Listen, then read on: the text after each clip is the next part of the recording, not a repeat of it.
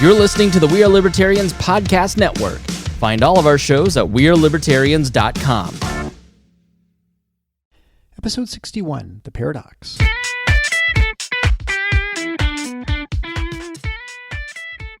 Welcome to The Paradox with your attending, Dr. Eric Larson. He is a practicing anesthesiologist and clinical assistant professor at Michigan State University College of Human Medicine. Listen in as he takes you behind the scenes of what practicing medicine in today's ever-changing world is like with another doctor. The Paradox is a fun and accidentally informative show for physicians, patients, or anyone who has ever found themselves in a waiting room.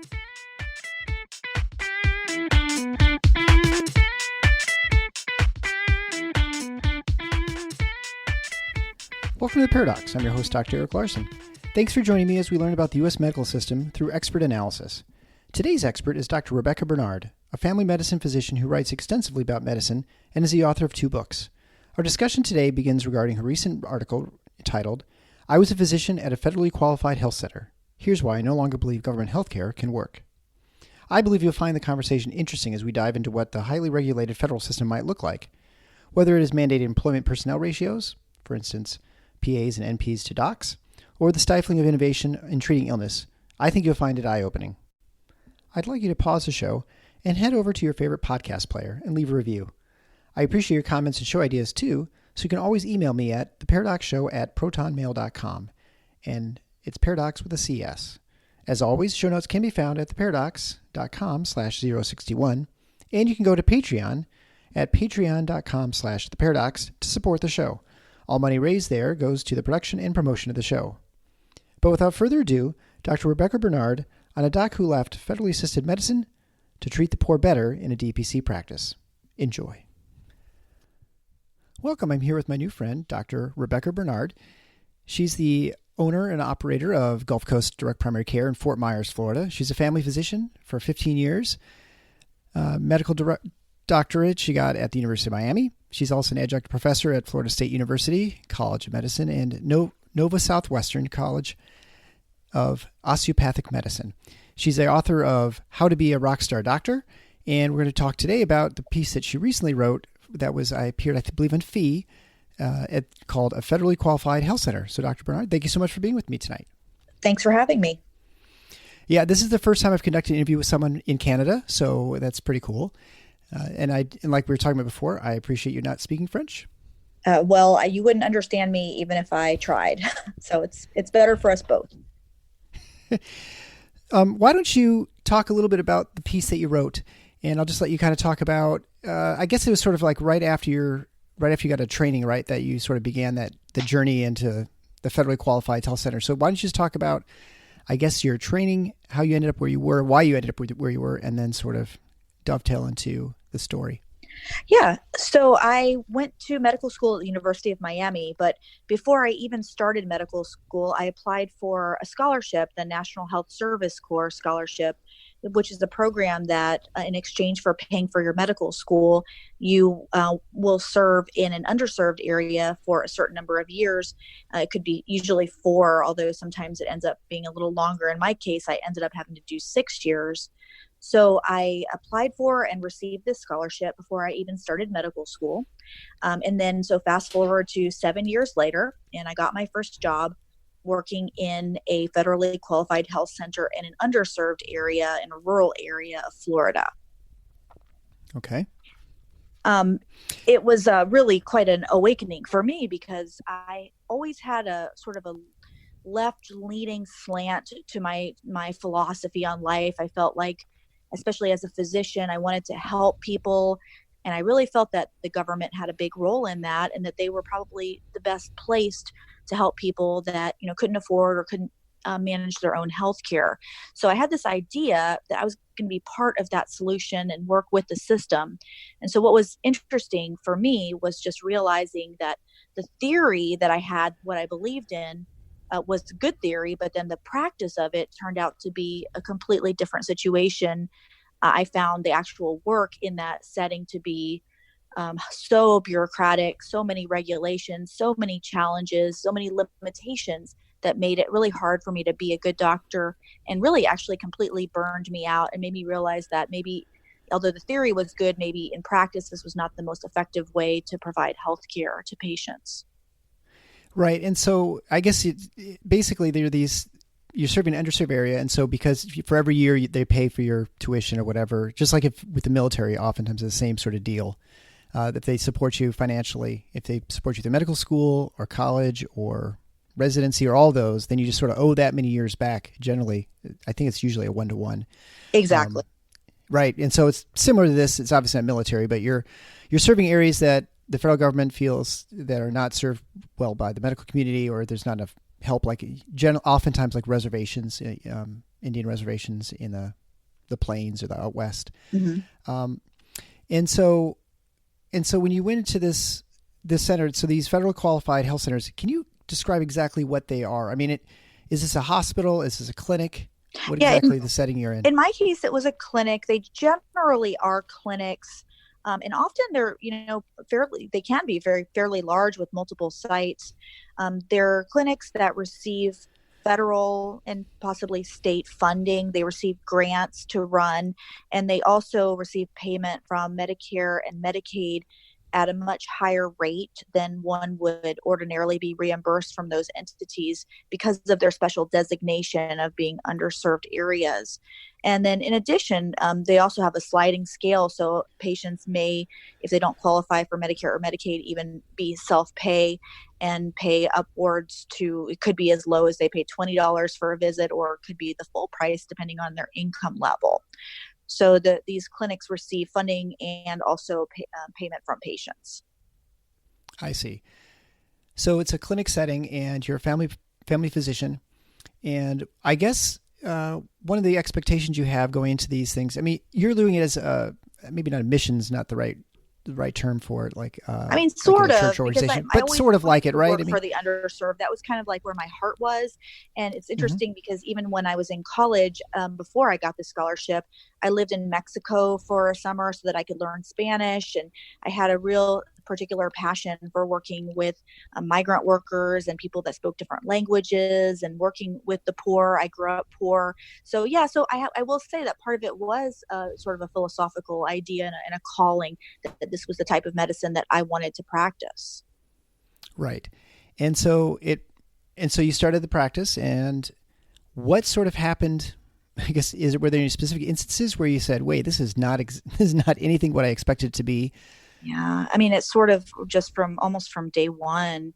I came in and I was expecting to be working with another physician, and that person was gone when I started. I was told immediately that I would be supervising a physician assistant.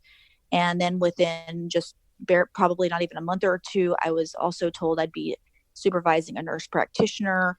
And what was interesting was the nurse practitioner was a recent graduate with I don't think she had any jobs before she started working there. And, Right. Here I was, just graduated from residency and never had any experience supervising a non-physician. They didn't give me any extra time to do that, but yet it was a responsibility and kind of on my license to take on the training of these non-physicians. So that was something I didn't expect from the beginning. I guess the biggest thing was just how many barriers occurred on a day-to-day basis to take care of patients.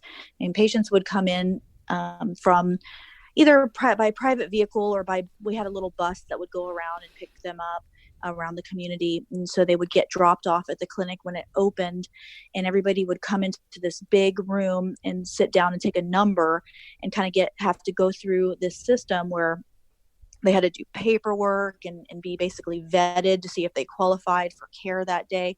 It was really a detailed process because it's, government mandates. So patients had to meet criteria to receive the affordable care.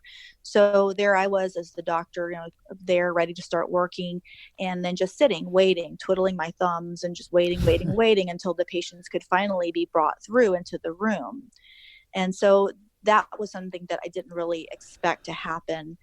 And then just sort of problems like that all the time. Nothing was ever easy. It would seem like there could be an easy fix or an easy solution, but problem solving and creativity was not really rewarded in this setting. if you did have an idea, you were told this isn't how we do things. This is the way we do things. It's, it's our way or the highway. And, there was really no room for innovation or, certainly no disruption of the system. That was highly discouraged. So I was really surprised, especially as a new doctor, where you come out of the, where it's encouraged to be a problem solver. That's what we do all day is, strategize and figure out ways to come up with, overcome barriers. And you couldn't. So I felt very stuck and very stagnant. And so I would try like little things. Well, since I know I'm not going to have a patient ready until, half an hour after my start time, I'll just come in, 15, 20 minutes late, just because otherwise I'm sitting there. When I did that and I had a meeting, and one of my administrators came in and basically told me in no uncertain terms that was unacceptable. And so we were often, as physicians, it wasn't just me, it's spoken down to, reprimanded. I cited in my article once an administrator said he told us all in person that he was going to have a come to Jesus meeting with us about, because he had heard we'd been complaining about the new electronic record system. But that was the sort of general attitude was, you are here to do this job and you have nothing to say about it. Just show up and don't complain. And like I said in the article, when I finally got that understanding, I started just saying, yes, ma'am, no, ma'am, whatever you say, sir. All of a sudden, nobody complained about me. All my administrators loved me and I was able to get through it. But it was really torturous. I was depressed. I was anxious. And to be honest with you, I still have like a recurring nightmare where I'm working there. Then the rooms are just filling up, but I just can't get the patients taken care of. And so it was a really negative environment. And the reason I wrote the article was just to explain that the idea of government running healthcare may sound really good, but the reality is just something that I don't see as sustainable for physicians. Yeah, I think it's easy to forget the fact that if you have the government involved, they have to have rules and regulations in place in order to make sure that they are paying the right people and the right things are being done. The problem is it's by its very nature, it has to be inefficient. It has to be very regimented and inefficient. I mean, there's just no way to do it easily. Right. Unless you had people could get whatever they want. Well, you could never do that because you have to in some way limit care. Right. Whatever. I mean, you don't want everyone getting everything. And so if you have some sort of hard stop limits, then by its nature, you absolutely can't have people get you're going to have all these rules and regulations. I think it's interesting that I don't think people understand with nurse practitioners and physician assistants or the ENPs, the PAs that you might hear about, is that they come out, their training is very general, and then they learn their specialty training. It's on-the-job training much more so than it is for physicians. I mean, there is some on-the-job training for physicians. Once you finish your residency training, you have your core foundation or whatever the specialty might be. But you can go out and generally practice independently. You'll probably need to consult a lot more your first couple of years. And that's why if you're a new physician coming out, it's nice to be in a practice or have at least people you can bounce ideas off of, like, what does this rash look like to you? Or have you had someone who's had these sort of symptoms? Right. That's why it's helpful having those senior partners in practices. But to have no senior partner there, like you mentioned, and that's already kind of, anxiety producing. And then to suddenly be expected to teach other people how to practice medicine. Right. That's a lot to ask of anybody. Yeah, and I think that's an important point about federally qualified health centers is they actually have a mandate that they must hire a certain ratio of non-physicians to physicians. And I don't know if people realize that. And one of the issues is that these clinics are staffed very highly by non-physicians, and yet these are some of the sickest patients with the highest need. And that's another problem that I have with government-run healthcare is this idea that many entities have of just replacing doctors with non-physicians. It's really, truly, the training is not the same. And to put patients that have the highest need and give them providers that have the less hours of training, it just seems completely, illogical to me. Well, by its very nature, how do you know what the right ratio should be? Right. I mean, and to have it set somewhere by someone in some meeting somewhere in DC or wherever to say, well, it's got to be 3-1 or 2.5 to 1 or whatever it is. I mean, how do they know what the right ratio is? There's no way you can know that. That's what the market sort of determines, right? Like what exactly? Because the acuity of patients may be totally different from one clinic to the next, and maybe some clinics you would want more, and some places you want a lot less. So Exactly. Yeah. But having these mandates in place doesn't allow for any kind of flexibility. And that's just part of the nature of when you have government entities making the decisions, then you just have to do it by the book. And there's really no room for flexibility. Right. And, I feel like in many ways that people talk about nonprofits and nonprofit hospitals. You hear politicians all the time talking about the profit margin and maybe the profit margin, but the profit incentive for these hospitals, and that if only they were all nonprofit like insurance companies or pharmaceutical companies. But I would venture to say that it's very hard to differentiate a nonprofit from a profit hospital, from how it's organized, how it administers medicine, how it runs its organization. I don't think many people probably would even know the difference if they're working within the organization. And I would think the government running as the ultimate nonprofit, it is pretty much the same too. Yeah, and I would say that there's plenty of profit being made in these settings, and including these federally qualified centers. They don't have shareholders, so that makes them nonprofit. But if you just go to the website, the GuideStar, I think it's guidestar.org, which you can type in any nonprofit organization, including some of these federally qualified health centers, and they are required to post their tax statements. And I've looked up the community health centers in my area, and it's very interesting to see how many non-physician administrators are making in the high six figures, for salary and benefits. COOs, multiple VPs. So these organizations are working for the underserved. They're doing good work, but believe me, there is plenty of profit being made from this healthcare.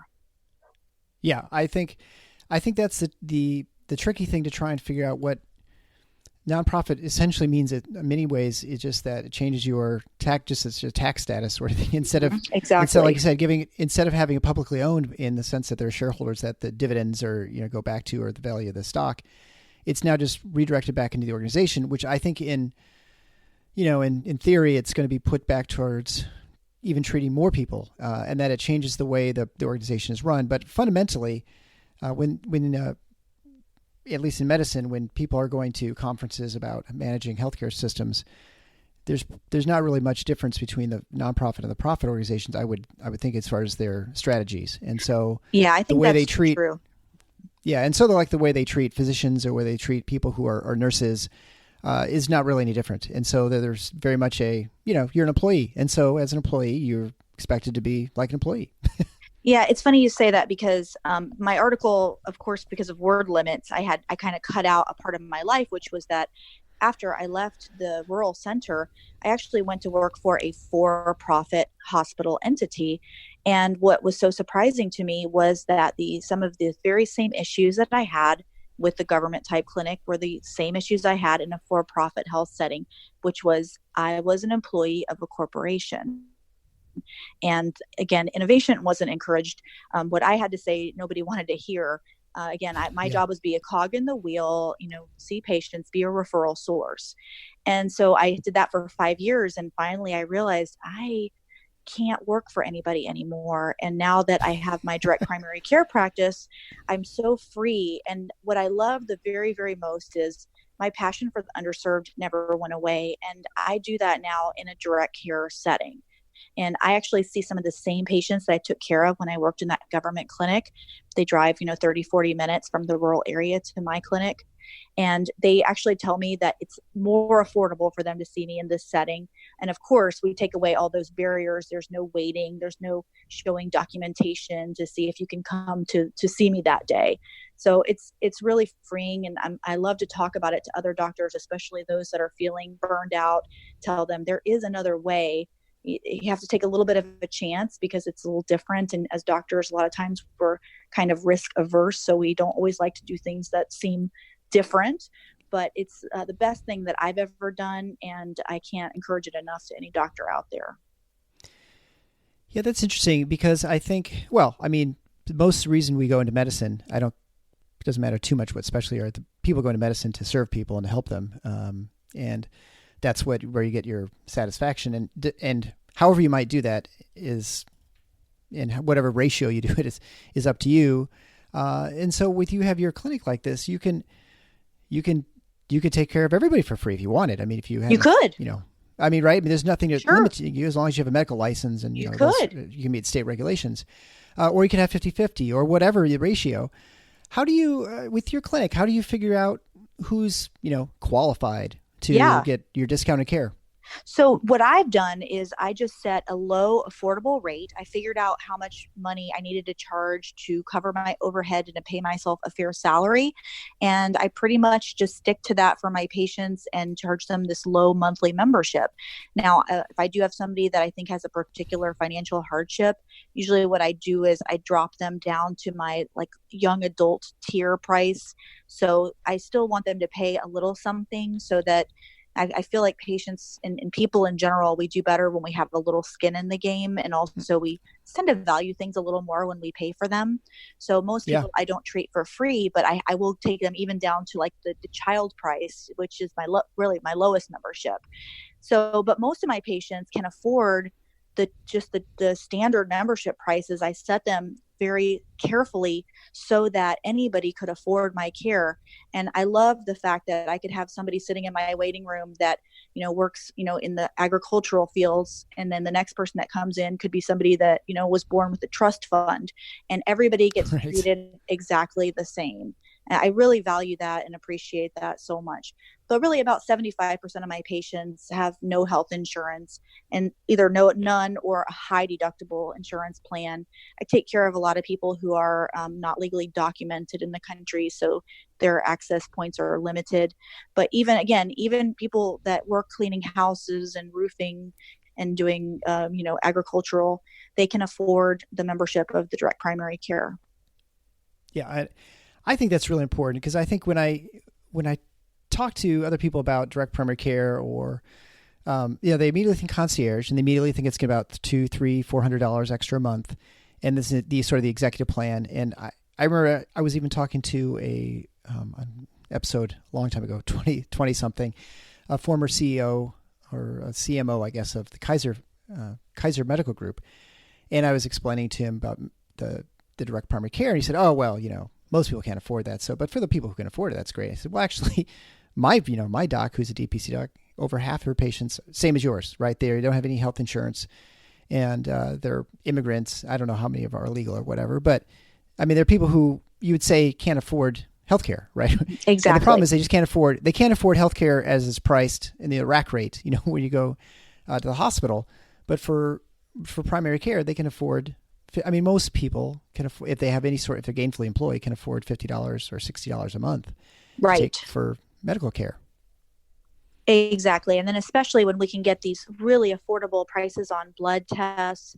I have an in-house dispensary. So sometimes even my insurance patients, they prefer, it's less expensive for them to get medicines from me. And even a lot of times to get labs through me. We've had people where they get their copay bill or their deductible bill on their labs. And it's so much more expensive than it would have been if we just used our client billing affordable lab prices. So not only is it affordable just to get the care, to have the doctor access, but also to get ancillary services as well.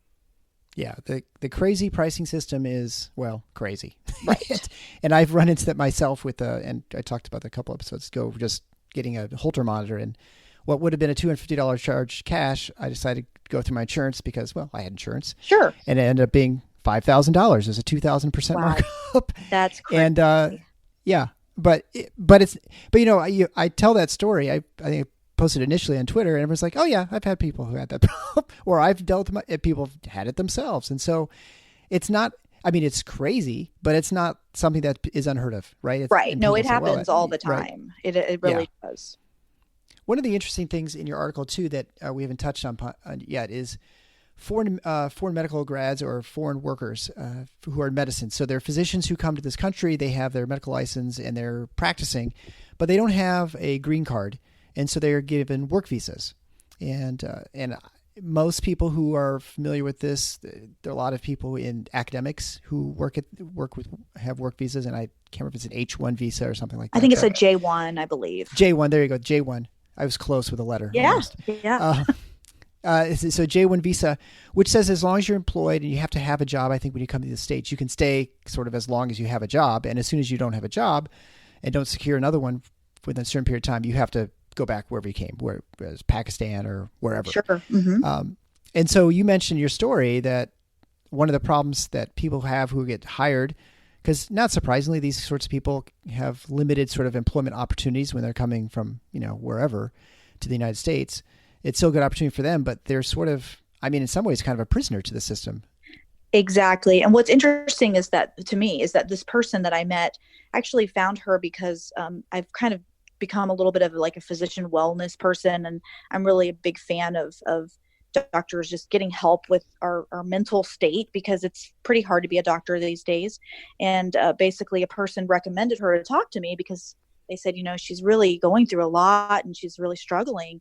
And she's not from a developing country. She's actually from a developed nation, but she wants to be here in the United States. And she's told me that the employer's calling her in and telling her if she doesn't do better with patient satisfaction, and if basically she said, I didn't want to give the patients the pain meds that they wanted because it wasn't appropriate, but she feels now like she has to do something to improve her patient satisfaction. They essentially told her if she doesn't do a better job, she's going to get let go, and that means she's going to get deported back to her home country. So it's I just imagine that that's a scenario that must play out in other parts of the country. And my story, it's interesting when I talk about it, I get a lot of messages from other physicians who've worked in these types of settings telling me, yeah, that sounds pretty close to my story. Another doctor that has an interesting story is Steve Marin. He wrote an op-ed out in Arizona just explaining the difference between nurse practitioner and physician training. He was writing it in response to an article that was kind of very pro nurse practitioner. And the article was really beautifully written, very diplomatic and very kind, and saying how much he valued nurse practitioners. And he was actually fired from his job at a federally qualified health center. He was told that, didn't reflect well on the team partnership that the organization wanted to portray. And Steve, he's public about this, of course, because it was published and we wrote more about it for Medical Economics. And he ended up having a lot of difficulty finding more employment because, he worked in a small area. He's doing locum tenens now. But think about it, the patients lost a pediatrician with something like 30 years of experience because he just said his opinion about something. And so I think doctors across the country that work in these settings, are feeling intimidated and feeling stressed. And it's really unfair because patients need doctors, and they need doctors to practice and be happy and give them the best quality of care. And if these organizations don't treat the doctors well, then they're not going to be able to do that for patients. Yeah, there's been a number of studies that have shown that if physicians are not doing well, their patients don't do well. Right. And so, it's sad to see people who are, I don't know the right term, but you're basically at the will and beck and call of these centers. And your initial thought of these centers before you start working for them is that they are something special. They are, you're just there to help people, and they're actually run where they have an incentive to make as much money as they can and to extract as much revenue as they can by referrals. And just like any other system, they're not really any different. They just tend to get a lot of money from the governments, but the state and federal governments. Right. I think that's exactly what it is. So, they do good work and they do help a lot of people, but I guess my point is that same type of work and care could also be provided in a different type of setting if the proper incentives were there, or even if doctors just knew about the opportunities. Right.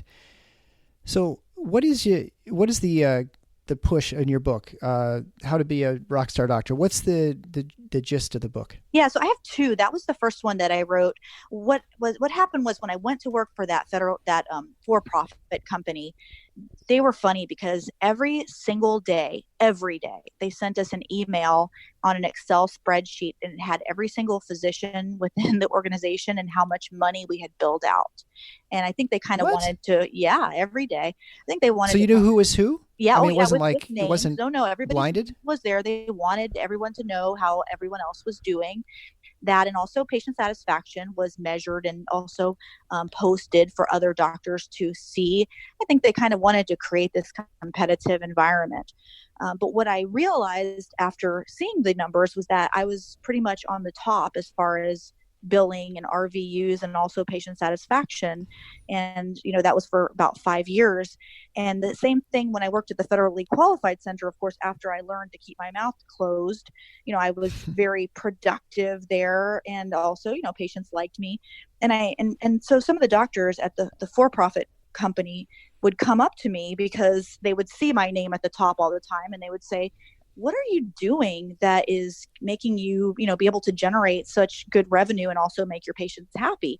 And I was like, I don't know. Let me think about it. And so I started writing down some of the things that I did. And I use a lot of handouts and made a lot of cheat sheets. And I guess my thing is I'm always thinking about how to, I don't want to say game the system, but how to work around the system. And so I started writing it all down and putting it together. And then all of a sudden I had enough material. And so I put out a book, and not only just from my experience, but I also interviewed a ton of doctors that I thought were really amazing physicians and asked them what advice they would give, to people who are just coming out. So that's how that book came to be. But the more recent one is called Physician Wellness, the Rockstar Doctor's Guide.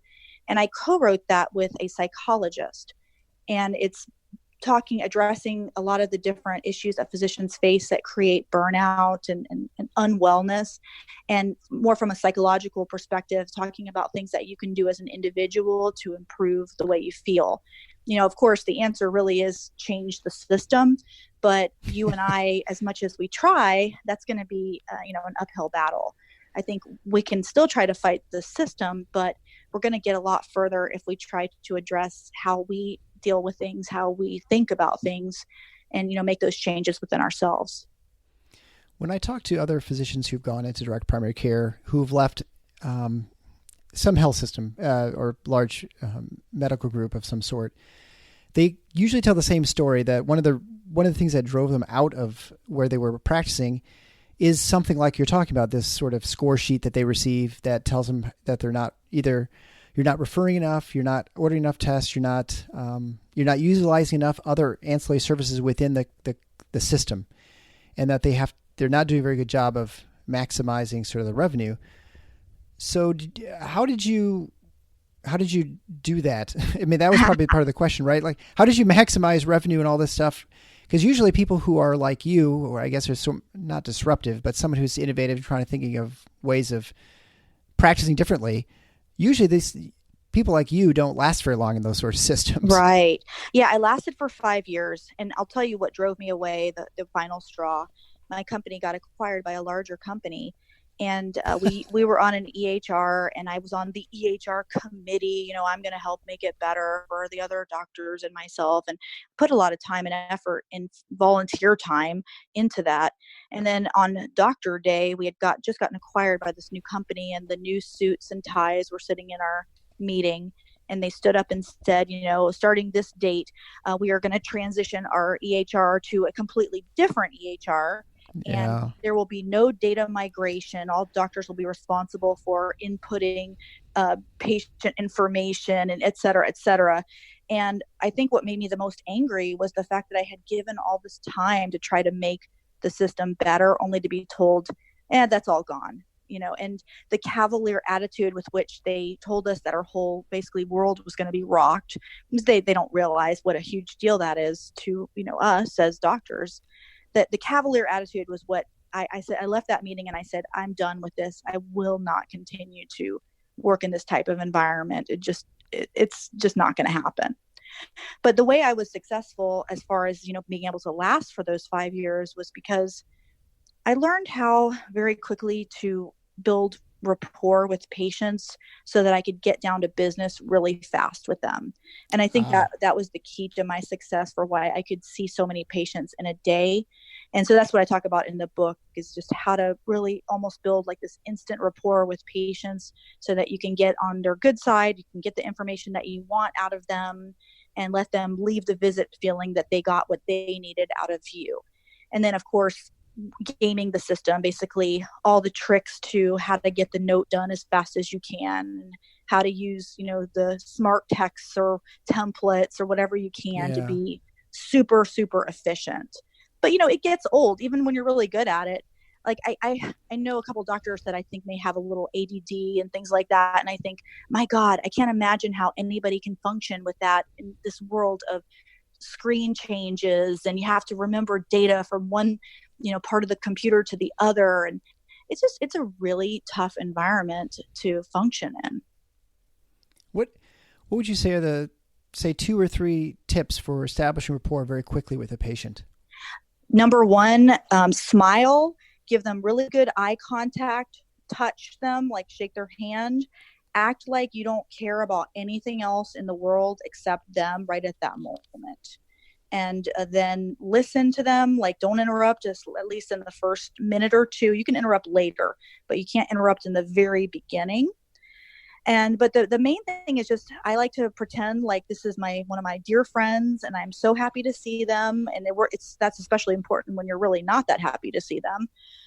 But it really builds that instant bond. And from that point, you get so much out of people.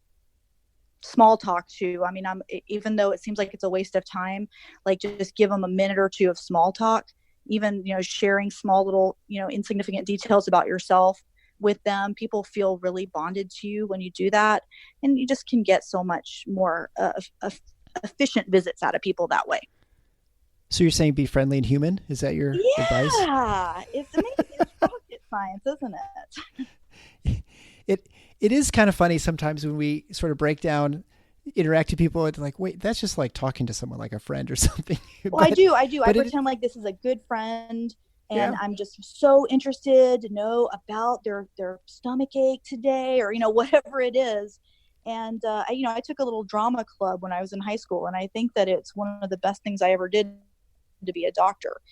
I think a lot of doctors, maybe we have, of course, part of it is the computer steals our attention, and we're just stressed, and we have a million things in our head.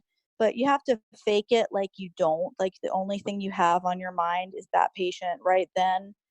Because the patient doesn't really care that, you're having a bad day, or that you just came away from telling somebody, that they're going to die. Or, I mean, patients care, but really what's most important to them is, their concerns.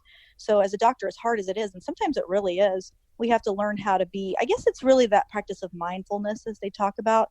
So you're really just being very mindful with that person in front of you right at this moment.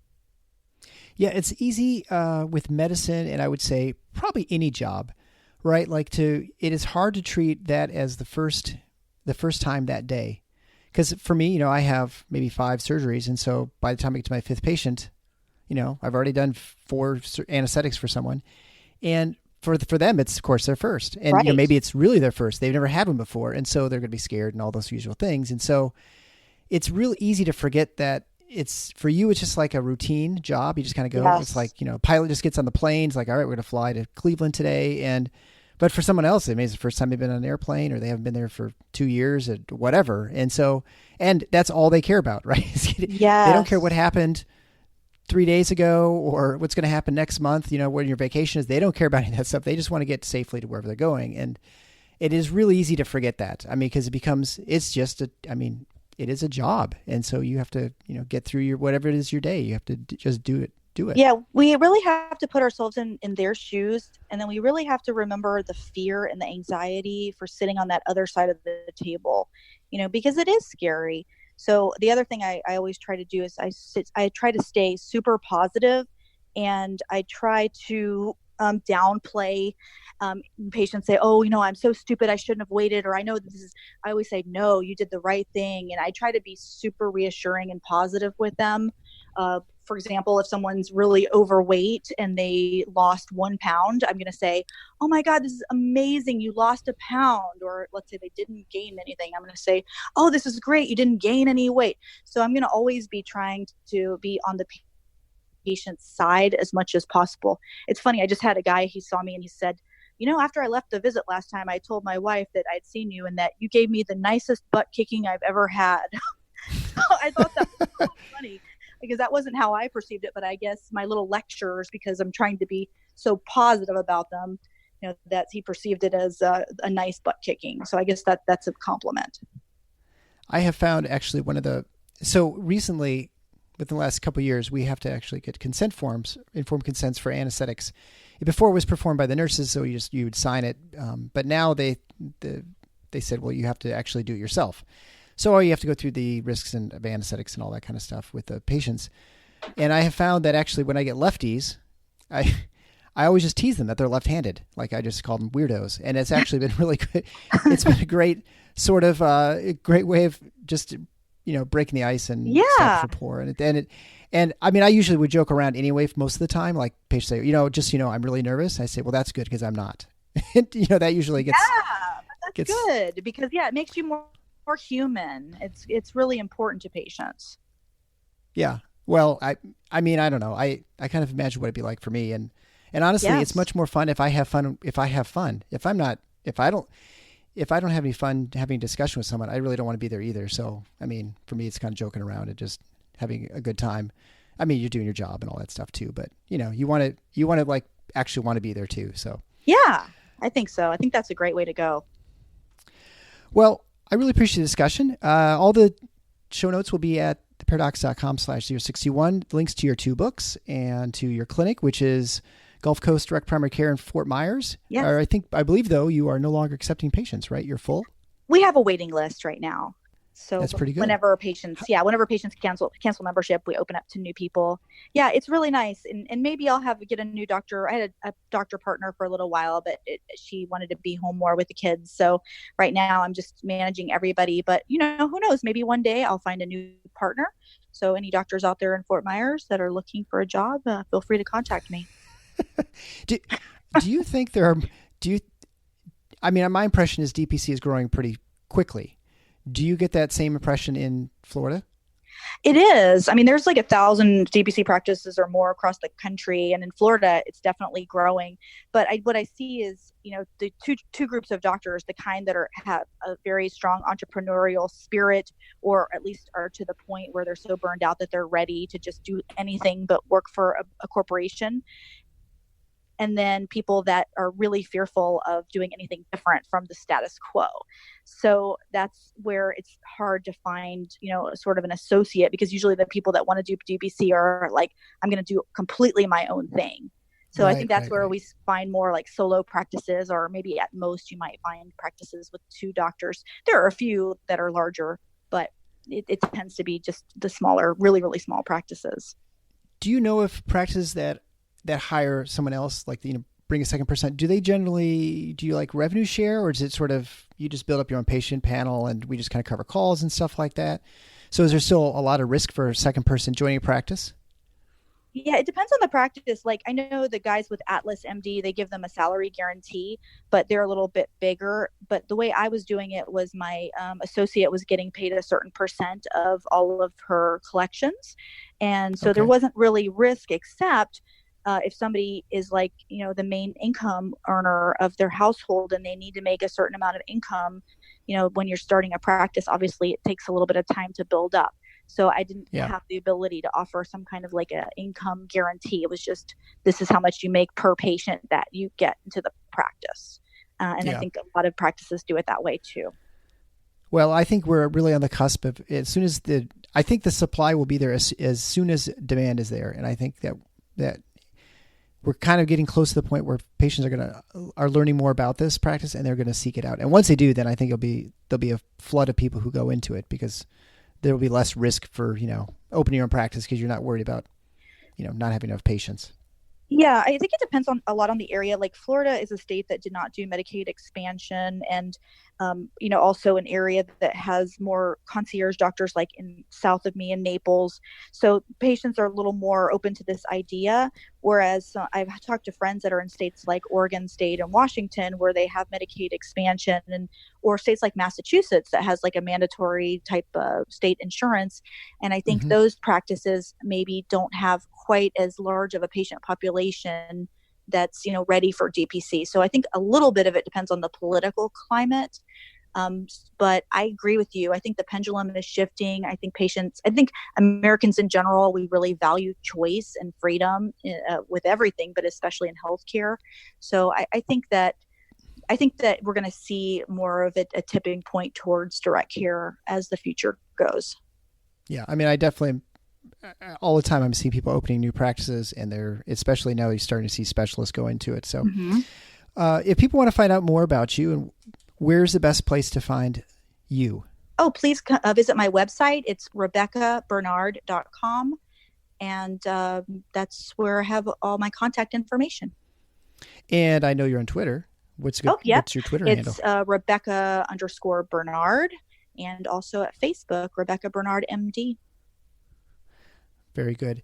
Dr. Bernard, thank you so much for taking this time and going over your articles. And I'll probably try and get a hold of you at some time in the future because you write so much. I'd love that. And thank you so much for your time.